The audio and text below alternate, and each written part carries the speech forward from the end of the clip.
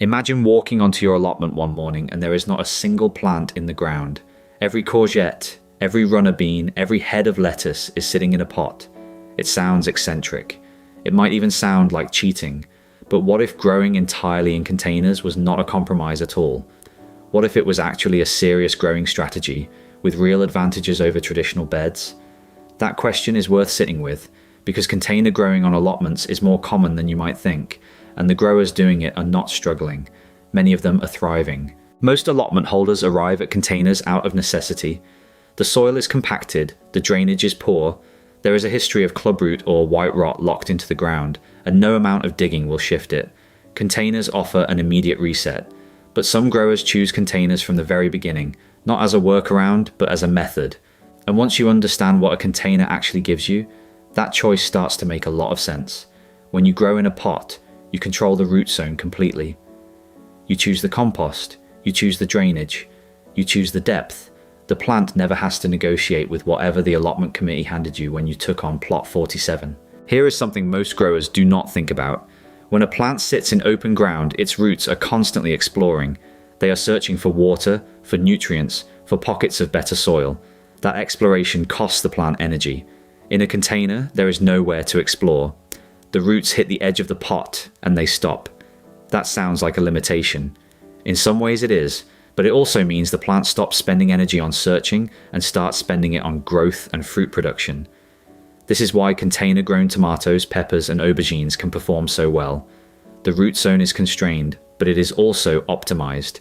You are giving the plant exactly what it needs, right where the roots already are. The most common mistake with container growing is choosing pots that are too small. A courgette in a 10-litre pot will survive. It will not thrive. For courgettes, squashes, and cucumbers, you are looking at a minimum of 30 to 40 litres. Tomatoes want at least 15 to 20 litres, ideally more.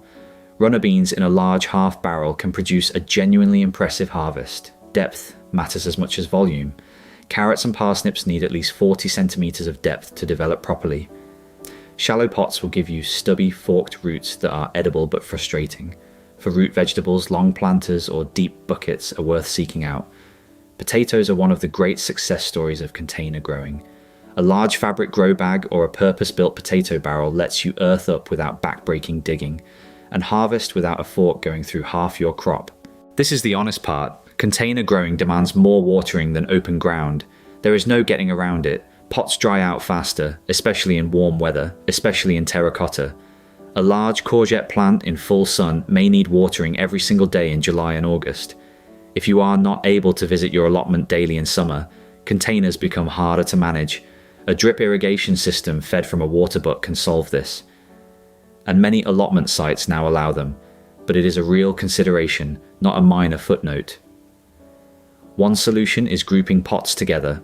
Grouped containers retain moisture better than isolated ones. They also create a small microclimate that benefits the plants around them.